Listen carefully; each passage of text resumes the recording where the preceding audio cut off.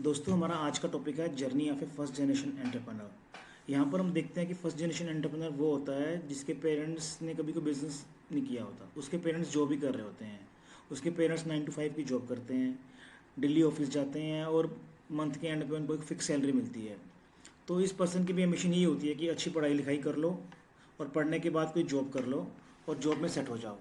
तो ये पर्सन अपने कैरियर में क्या करता है, स्टार्टिंग में वो अपनी पढ़ाई पूरी करके कोई जॉब करता है, वहाँ पर एज ए एम्प्लॉई काम करता है। उसके कुछ टाइम बाद ये एक सेल्फ एम्प्लॉयड पर्सन में कन्वर्ट हो जाता है और कुछ साल अपना कोई छोटा मोटा सेल्फ एम्प्लॉयमेंट का काम करने के बाद ये एक बिज़नेस को ऑन करता है और कैरियर के एंड में ये इन्वेस्टर बन के रिटायर हो जाता है। तो लोग कहते हैं कि सेल्फ एम्प्लॉयड और बिजनेस ओनर में क्या फ़र्क है, वो हम यहाँ पर देखेंगे और समझेंगे कि एज ए एम्प्लॉई वो क्यों काम करता है। तो सबसे पहले हम देखते हैं कि एम्प्लॉई कौन होता है। एम्प्लॉई वो होता है जो किसी ना किसी और के लिए काम करता है और उसको एक फिक्स सैलरी प्लस इंसेंटिव या बोनस मिलता है। और हम लोग सोचते हैं कि जो एम्प्लॉई है या जॉब कर रहा है उसकी टाइमिंग फिक्स होगी, लेकिन अब आज के टाइम पे जो टाइमिंग है वो फिक्स नहीं है। हम ये नहीं कह सकते कि जो कोई जॉब करता है वो 10 to 5 या 10 to 6 की जॉब करता है। उसके वर्क आवर्स फ्लेक्सिबल होते हैं। वो नाइट शिफ्ट में भी काम कर सकता है, इवनिंग शिफ्ट में भी काम कर सकता है। और कई कई कई बार हमने ये भी देखा है कि एम्प्लॉई अपनी मर्जी से जा सकता है, जैसे कि वो 2 घंटे के लिए 4 घंटे के लिए सुबह चला गया और शाम को 3 घंटे के लिए चला गया। तो फ्लेक्सिबल सैलरी हमें फ्लेक्सिबल टाइमिंग्स है जो हमें मोस्टली प्रोफेशनल्स के केस में देखने को मिलती है। अच्छा, ये भी है कि जो कहीं जॉब कर रहा है बंदा वो फुल टाइम नहीं पार्ट टाइम भी हो सकता है। आज के टाइम पे हम देखते हैं कुछ लोग सिर्फ 3 घंटे के इवनिंग में ही काम करते हैं या 2 घंटे के लिए काम कर रहे हैं, लेकिन उनको पूरा मंथ जाना पड़ता है वहाँ पे और वो पार्ट टाइम जॉब कर रहे होते हैं। और कोविड के बाद हमने देखा है कि बहुत से लोग वर्क फ्रॉम होम भी करने लगे हैं। तो इसलिए हम कह सकते हैं कि अगर कोई जॉब कर रहा है, एम्प्लॉई है, उसका डेली ऑफिस जाना ज़रूरी नहीं है, वो रिमोटली भी काम कर सकता है। और लास्ट पॉइंट है कि जॉब करने के लिए पढ़ाई करनी पड़ती है नहीं। अगर आप पढ़े लिखे नहीं हो, इलिटरेट हो, इवन देन आप कहीं काम कर रहे हो, फिक्स सैलरी मिल रही है, तो आप जॉब ही कर रहे हो। और आप या फिर हाईली एजुकेटेड और प्रोफेशनल पर्सन भी हो सकते हो। तो हम यहाँ पे देखते हैं कि हम क्यों कह रहे हैं कि जो फर्स्ट जनरेशन एंटरप्रेन्योर है उसको जॉब के साथ ही कैरियर क्यों शुरू करना चाहिए। तो क्या है कि अगर कोई पर्सन है, उसके पेरेंट्स ने कभी कोई बिज़नेस नहीं किया, तो उसकी कोई हिस्ट्री नहीं है सेल्फ एम्प्लॉयमेंट की या बिज़नेस की, तो उसको पता ही नहीं बिज़नेस कैसे रन करते हैं। और दूसरा क्या होता है कि उसको फाइनेंशियल सिक्योरिटी चाहिए होती है। कैरियर के स्टार्टिंग में पर्सन सोचता है जब पढ़ता है तो मैं अपना कुछ अर्निंग करूं, तो उस फाइनेंशियल सिक्योरिटी के लिए उसको वो जॉब की तरफ भागता है। और थर्ड पॉइंट ये है कि बिज़नेस करने के लिए बहुत पैसा चाहिए होता है। तो उस पर्सन के पास कोई इन्वेस्टमेंट तो होती नहीं है अपनी कि वो बिज़नेस में पैसा डाल दे। तो वो क्या करता है, पहले जॉब करता है, 3 साल 5 साल 6 साल वो कुछ पैसा सेव करता है और पैसे से अपना बिज़नेस रन करता है। और यहाँ पर ये भी है कि हमारी एजुकेशन सिस्टम में पढ़ाया तो जाता है, मतलब उसको डिग्री मिल जाती है, उसको किसी फील्ड की नॉलेज दे दी, पर बिज़नेस रन करने के लिए कुछ स्किल्स चाहिए होते हैं और वो स्किल्स कहीं भी सिखाए नहीं जाते। वो स्किल्स है कि जब वो बंदा कहीं जॉब करता है, काम कर रहा होता है, तो ऑन द जॉब ही उसकी ट्रेनिंग होती है, वो अपने आप सीखता है। और एक पॉइंट और भी है कि लास्ट पॉइंट है कि बिज़नेस रन करने के लिए उसकी सोशल इंटरेक्शन होनी चाहिए। आप जिस भी फील्ड में बिज़नेस कर रहे हो, तो आपके सप्लायर्स हैं या कस्टमर्स हैं, जो पोटेंशियल कस्टमर्स हैं, उनसे सोशल इंटरेक्शन होनी चाहिए, उनको आप जानते हो, तो तभी आप बिज़नेस रन कर सकते हो। आप एक अपने सेलों में बैठ के बिज़नेस रन नहीं कर सकते। तो जब आप कॉलेज में डिग्री लेते हो तो आपको नॉलेज तो मिल जाती है, लेकिन आपके सोशल लिंक से इंटरेक्शन बिल्कुल नहीं होते। तो लेकिन जब आप जॉब करते हो तो जिस भी आप कंपनी में जॉब कर रहे हो उस फील्ड के आप पर्सन से मिलते हो, तो उनसे इंटरेक्शन होती है, उनसे आपके रिलेशन बनते हैं, तो उनके बेसिस पे आप फ्यूचर में कोई ना कोई बिज़नेस कर सकते हो। और मोस्ट इंपॉर्टेंट पॉइंट है कि बिज़नेस में प्रोसेस क्या होती है। बिज़नेस प्रोसेस वो सीखता है।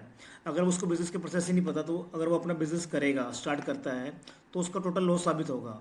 तो उसको पहले जॉब करनी चाहिए, देखना चाहिए, सीखना चाहिए कि क्या प्रोसेस फॉलो होते हैं। अब देखो, जब पर्सन 5 6 साल तक जॉब कर लेता है तो हम कहते हैं कि उसको जॉब छोड़ देनी चाहिए, क्योंकि जॉब में क्या है कि एक लिमिटेड ग्रोथ होती है। आज के टाइम पे जो इंक्रीमेंट होता है वो 8 to 10% या मैक्सिमम 15% ही होता है, और 6 to 7% तो इन्फ्लेशन ही है। तो उसका लेवल जो है वो कभी ग्रो नहीं हो पाता। वो जिस लेवल पे रहता है 5 साल 6 साल बाद भी उसका फाइनेंशियल लेवल वही रहता है, बिकॉज जितनी उसकी सैलरी बढ़ती है उतनी तो मार्केट में इन्फ्लेशन बढ़ जाती है। दूसरा उसकी फैमिली बड़ी हो जाती है तो उस पर लाइबिलिटीज़ बढ़ जाती हैं, तो वो अपना सोशल स्टेटस कभी भी इंप्रूव नहीं कर पाता जॉब जॉब करते हुए। नेक्स्ट है कि जॉब करते हुए कोई ऑटोनॉमी नहीं होती। ऑटोनॉमी से हमारा ये मीनिंग है कि पर्सन अगर जॉब कर रहा है तो जो उसके बॉस ने बोल दिया उसको वही करना पड़ता है। वो अपने डिसीजन नहीं ले पाता। कई बार उसके पास क्रिएटिव आइडियाज़ भी होते हैं, अपने बॉस के पास आइडिया लेके जाता है, लेकिन अगर बॉस ने कह दिया कि आइडिया में दम नहीं है तो उसका आइडिया फॉलो नहीं होता, और उसको वही है कि उसको लगता है कि यार मेरे में तो मैं अपना कोई डिसीजन ले नहीं पाता। फिर उसको डेली अपने सीनियर्स को रिपोर्ट करनी पड़ती है। सीनियर जो भी वो काम करता है उसकी डेली या वीकली रिपोर्ट बनानी पड़ेगी उसको, और अपने सीनियर को रिपोर्ट करना पड़ेगा कुछ भी काम करने के बाद। तो ये रिपोर्टिंग का भी शुरू शुरू में तो अच्छा लगता है, लेकिन 4-5 साल बंदे को लगता है यार ये क्या हो गया, मैं तो इसको रिपोर्ट ही करता रह जाता हूँ। अच्छा, एक है मोनोटोनी। जो क्रिएटिव पर्सन्स होते हैं या इंटेलिजेंट पर्सन्स होते हैं उनको ना वो एक ही काम बार बार नहीं कर सकते। लेकिन जब आप जॉब कर रहे हो, आपको 4 साल 5 साल 6 साल हो गए, आप वही काम बार बार कर रहे हो, अगर आप उस चीज़ को एंजॉय कर रहे हो फिर तो आप जॉब करने के लिए बने हो। लेकिन अगर आप उस चीज़ को एंजॉय नहीं कर पाते और सेम सेम काम करके बोर हो जाते हो, कहते हो यार ये क्या हो गया, मैं ये नहीं कर सकता, तो उस पर्सन को जॉब छोड़ के अपना बिजनेस ही कोई ना कोई रन करना चाहिए। और एंड में उसको लगता है जॉब में यार अब मैं कुछ नया नहीं सीख रहा, मेरे लिए कुछ चैलेंजिंग नहीं है, तो उस पर्सन को चाहिए कि वो जॉब छोड़ के अपना कोई बिज़नेस शुरू करे। लेकिन हम यहाँ पर कह रहे हैं कि बिज़नेस शुरू करना पड़े, लेकिन बिज़नेस शुरू करने का फर्स्ट स्टेप है सेल्फ एम्प्लॉयमेंट। और अब आप बोलोगे सेल्फ एम्प्लॉयमेंट और बिज़नेस में क्या डिफरेंस है, इसको पहले हम आपको एक एग्जांपल से समझाते हैं। देखो, एक फुटबॉल की टीम है, उस टीम में कुछ डिफेंडर भी होते हैं और कुछ होते हैं अटैकर, फॉरवर्ड्स होते हैं। तो जो उस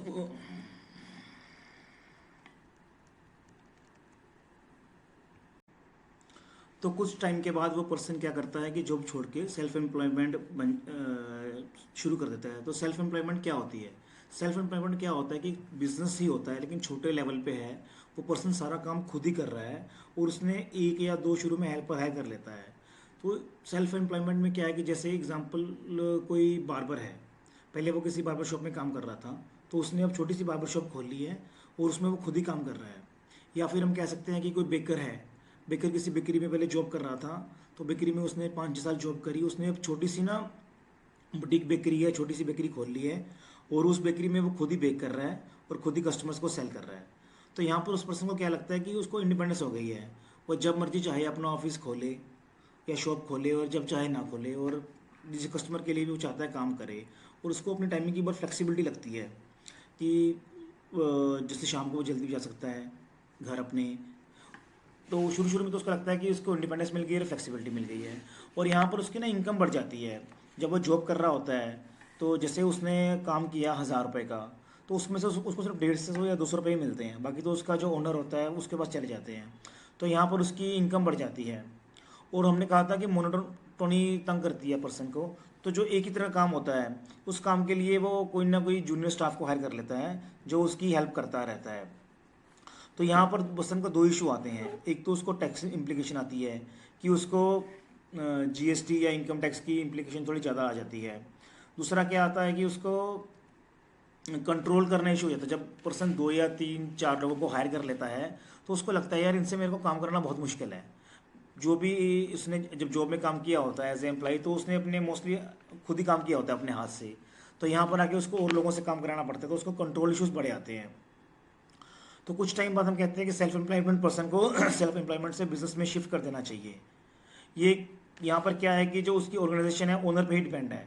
अगर ओनर 4 दिन अपने ऑफिस नहीं गया तो उसका काम पूरा रुक जाता है और उसकी रेवेन्यू खत्म हो जाती है। और कुछ टाइम के बाद ओनर के ऊपर काम का इतना लोड बढ़ जाता है कि उसकी वर्क लाइफ और पर्सनल लाइफ में कोई बैलेंस ही नहीं रहता।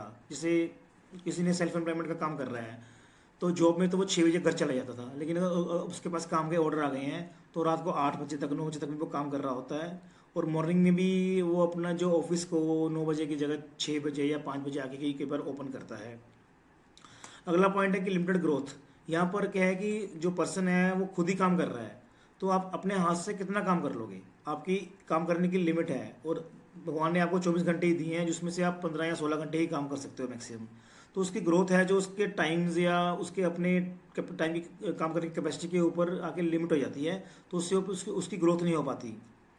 और लास्ट पॉइंट है कि अगर बिजनेस ओनर को कोई बीमारी होती है या किसी कारण से वो एब्सेंस रहता है तो उसका बिजनेस उतने टाइम के लिए बंद हो जाता है, और जब वो 2 या 3 महीने के बाद बिजनेस को दोबारा रन करता है तो उसके कस्टमर्स का लॉस हो जाता है। तो उसको लगता है यार कि मेरी एब्सेंस में मेरा बिजनेस चल नहीं पाता। तो इसलिए हम कहते हैं कि सेल्फ एम्प्लॉयमेंट के बाद कुछ टाइम के बाद पर्सन को बिजनेस ओनर बन जाना चाहिए या उसको एक प्रॉपर बिजनेस में शिफ्ट कर देना चाहिए। तो यहाँ पर हम सोच देखें कि बिजनेस ओनर और सेल्फ एम्प्लॉयमेंट पर्सन में क्या फ़र्क होता है। इसको हम ना एक एग्जांपल से समझते हैं। देखिए, एक फुटबॉल की टीम है, तो उस टीम में जो डिफेंडर्स हैं हम बोलते हैं कि वो जस्ट लाइक एम्प्लॉइज़ हैं, वो जॉब कर रहे हैं। जो अटैकर हैं उस टीम में वो सेल्फ एम्प्लॉयड पर्सन है। यहाँ पर हमने डिफेंडर को या गोलकीपर को हमने एम्प्लॉय क्यों माना है, बिकॉज यहाँ पर क्या होता है, जो डिफेंडर होते हैं ना, जब भी फॉरवर्ड की टीम उन पे आके अटैक करती है तो उनको अपने गोल को बचाना होता है। तो अगर एक भी गोल हो गया तो उनको बोला जाता है कि इस टीम ने गोल करवा दिया, और वो गोल जो वो खाते हैं वो काउंट होता है, तो वो उस चीज़ को मिस नहीं कर सकते। अगर वो मिस करते हैं तो उनके अगेंस्ट स्कोर हो जाता है। जबकि जो टीम अटैक कर रही होती है, फॉरवर्ड्स होते हैं, अगर वो 10 बार भी अटैक करते हैं तो एक बार भी उनका हिट हो गया तो माना जब हम उन्होंने गोल कर दिया, हम ये कहते हैं, हम ये नहीं देखते कि उन्होंने कितने मिस कर दिए। सेम चीज़ है जब आप जॉब कर रहे होते हो, आपको बॉस जब मर्जी काम दे देता है, आप ये नहीं सोचते कि आपको बॉस कब काम देगा। जब बॉस ने काम दे दिया आपको करना पड़ेगा, और एक टाइम भी आपने अगर काम नहीं किया तो बॉस कहता है कि तो आपने ये काम नहीं किया, और वो आपके रिकॉर्ड में जाता है, जो कि आपको बहुत परेशानी होती है उससे। लेकिन अगर आप सेल्फ एम्प्लॉयड हो, अगर आपने 8 बार 9 बार ट्राई किया, कर रहे हो, आपका बिजनेस नहीं चल रहा है या कहीं गलती होगी आपसे, तो सिर्फ आपका उस सिंगल कस्टमर का लॉस होता है, लेकिन आपका ओवरऑल लॉस नहीं होता। और एक दो चीज़ें अगर आपकी हिट हो गई तो उसके बेस पे आप पूरा एक अपना काम चला सकते हो और आपको अपनी एम्प्लॉयमेंट बढ़िया चलती है। तो सेल्फ एम्प्लॉयमेंट से बिजनेस की ओनर की जो ट्रांजिशन है वो समझते, हम कहें कोच, जो फुटबॉल टीम में कोच होता है वो जस्ट लाइक बिजनेस ओनर है। वो खुद कुछ नहीं करता, वो अपनी टीम को ट्रेन करता है, डिफेंडर्स को फॉरवर्ड्स को दोनों को ट्रेन करता है। उनको उसने ट्रेनिंग दी और मैच में उसके जो प्लेयर्स हैं वही खेलते हैं। तो उसका काम तो सिर्फ अपनी टीम को ट्रेनिंग देना, प्रोसेस बनाना सारे, और कंट्रोल्स देखना ही है, और अपनी टीम की मैनेजमेंट करना है। तो यहाँ पर देखते हैं बिजनेस ओनर होता है जो उसकी मेन काम होता है ह्यूमन रिसोर्स की मैनेजमेंट करना और प्रॉपर डिफाइंड प्रोसेस बनाना। तो बिजनेस ओनर क्या करता है कि जो भी वो काम खुद कर रहा होता है उसके लिए वो टीम हायर कर लेता है, और उस टीम की पहले ट्रेनिंग करता है, फिर प्रोसेस बनाता है, और फिर वो अपनी टीम के लिए कुछ कंट्रोल पॉलिसीज़ और रिपोर्टिंग की फॉर्मेट बनाता है, ताकि उसकी टीम उसको प्रॉपर रिपोर्टिंग करती रहे और उसका कंट्रोल चलता रहे। तो यहाँ पर बिजनेस ओनर के पास सेल्फ एम्प्लॉयमेंट पर्सन से ज़्यादा इंडिपेंडेंस हो जाती है। ऑफिस में जाने की टाइमिंग भी उसकी फ्लेक्सिबिलिटी हो जाती है, वो अगर 1 से वीक जा रहा है या 1 से मंथ जा रहा है तब भी चलता है, क्योंकि उसने तो ओवरऑल मैनेजमेंट ही करनी है और कंट्रोल ही देखने हैं, और उसके पास बहुत ज़्यादा फ्री टाइम हो जाता है। और यहाँ पर बिजनेस ओनर के पास ग्रोथ की भी बहुत ज़्यादा चांस बन जाते हैं। तो एक है बिजनेस ओनर और इन्वेस्टर। हम देखें बिजनेस ओनर और इन्वेस्टर में क्या फ़र्क है। हम उसी एग्जांपल में जाते हैं फुटबॉल की टीम की। फुटबॉल की टीम का जो कोच है वो तो बिजनेस ओनर है, लेकिन जो उसका ओनर है जिसने उस टीम में पैसे लगाए हुए हैं वो बिजनेस ओनर,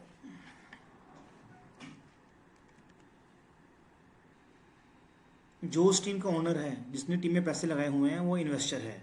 तो बिजनेस ओनर और इन्वेस्टर में ये फ़र्क है। इन्वेस्टर तो क्या करता है, सिर्फ पैसे लगा देता है, उसके बाद कोई उसने पॉलिसी नहीं बनानी, कोई डे टू डे कंट्रोल नहीं करना। वो सिर्फ ये देखता है कि जिस चीज़ में मैंने पैसे लगाए हुए हैं वो कितनी ग्रो कर रही है और वो कहाँ पे जा रही है। और बिजनेस ओनर से जो इन्वेस्टर में ट्रांजिशन होता है ये ऑटोमेटिक ग्रेजुअली होता रहता है। जैसे जैसे पर्सन पैसे कमाता रहता है, वो कहीं ना कहीं इन्वेस्ट करता रहता है, वहाँ से उसको पैसे भी इनकम आती रहती है। और एक लेवल के बाद वो सोचता है यार कि अब मैंने बिल्कुल भी काम नहीं करना, ऑफिस में बिल्कुल नहीं जाना, और मैं तो एक इन्वेस्टर बन के ही खुश हूँ। तो बिजनेस ओनर और इन्वेस्टर में जो डिफरेंस है वो बहुत ही कम होता है। कई बार हमें लगता है कि ये पर्सन बिजनेस ओनर है पर वो सिर्फ इन्वेस्टर ही बन के रह गया होता है। और बिजनेस इन्वेस्टर की जो बिजनेस की कंटिन्यूटी है उसकी टोटल एब्सेंस या डेथ के केस में भी उस रहती है। वहाँ पर है कि जो उसके हेयर्स होते हैं, लीगल हेयर्स होते हैं, उनको वो इनकम अर्निंग आती रहती है और उसका बिजनेस पूरा का पूरा उनको ट्रांसफ़र हो जाता है। और इन्वेस्टर का बिजनेस बहुत ही ईजीली ट्रांसफ़र हो जाता है एक एक चीज़ से दूसरी चीज़ में। Thank you.